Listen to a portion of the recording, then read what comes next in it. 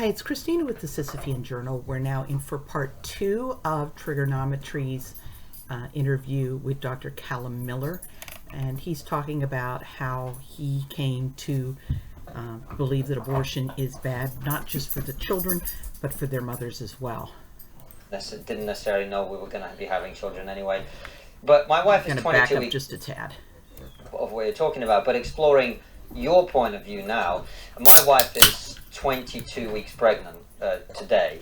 Congratulations. Thank you. And I haven't looked into this issue at all, really. It's not been something I've ever thought about. I have to say, I've just gone, look, it's not something that particularly is likely to affect me. I didn't necessarily know. Which people believe until it does, and they find out how easy it is to wind up just so much grist in the abortion mill, or to get a phone call that your daughter is at the hospital dying from a botched abortion.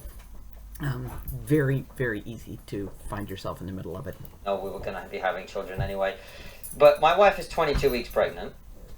There's a baby inside of her that is kicking, that is moving, that has a heartbeat, that all of that. And for another 2 weeks, under the law of this country, my wife could just randomly go, you know what, I'm not sure.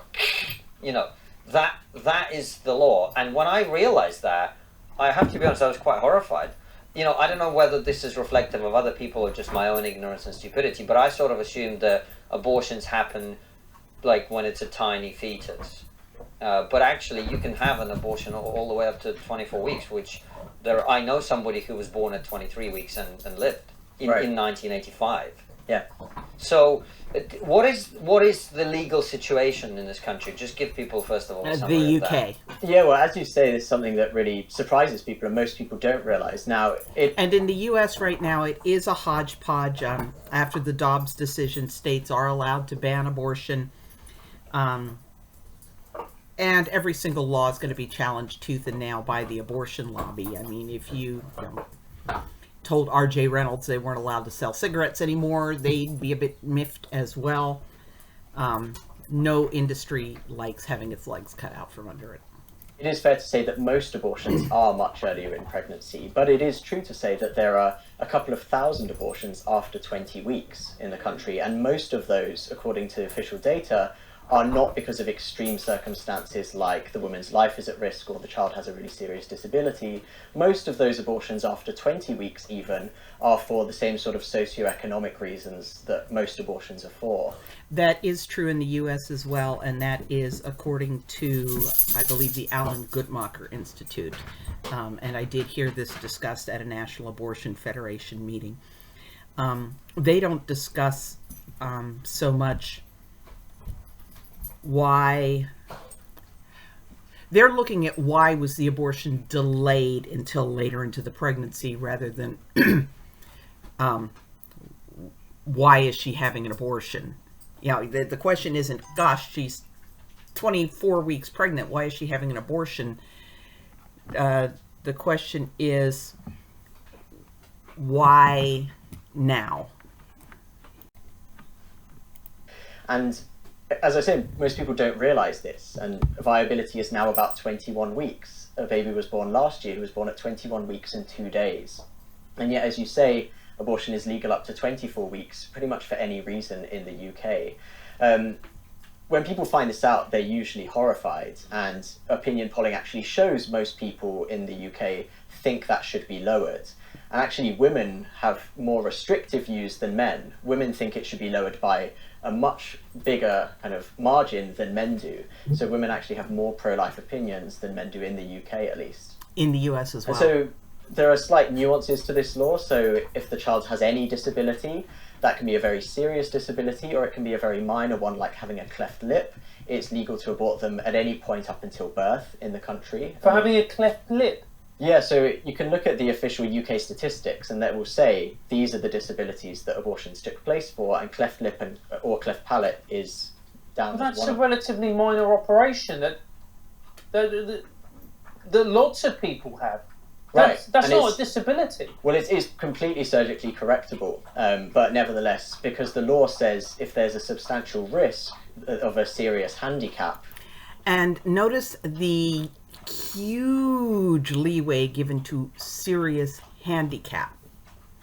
Yeah, cleft lip, go ahead.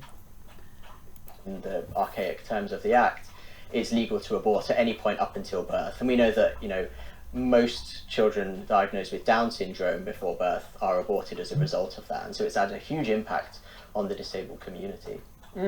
So, that being the case, was there a particular moment for you where you thought, that completely changed your mind? Was it the twins, or was it a gradual process? I think it was a gradual process, and I think that it differs between different people. I've had people who have just suddenly had a moment and say, I get it, this is why I am pro-life. For some people I know, some of my non-religious friends, it was reading secular philosophers who were pro-choice. Hold on, my dog is chewing on something loud.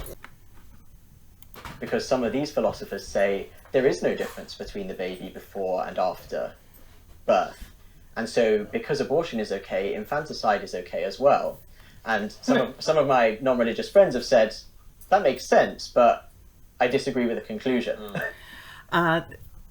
Ethicist Pete Singer admitted that there's really no difference between a baby a moment before birth and a moment after birth.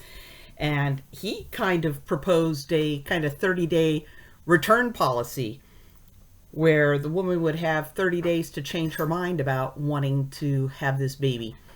And just if she didn't want it after all.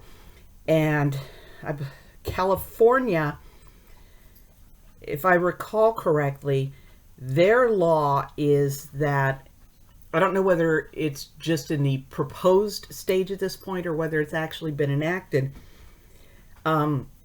makes it, the woman has grounds for a lawsuit if anybody so much as questions the death of an infant during the perinatal period. And perinatal means around the time of birth. So it's generally the last expected 28 days of pregnancy, 28 days before the due date, and 28 days after birth. So, and several other states are, I imagine this language was created by Planned Parenthood or the National Abortion Rights Action League or some other such group. They know that perinatal means that gives you Pete Singer's 28-day return policy, where you're not allowed to even question, how did this baby end up dead? And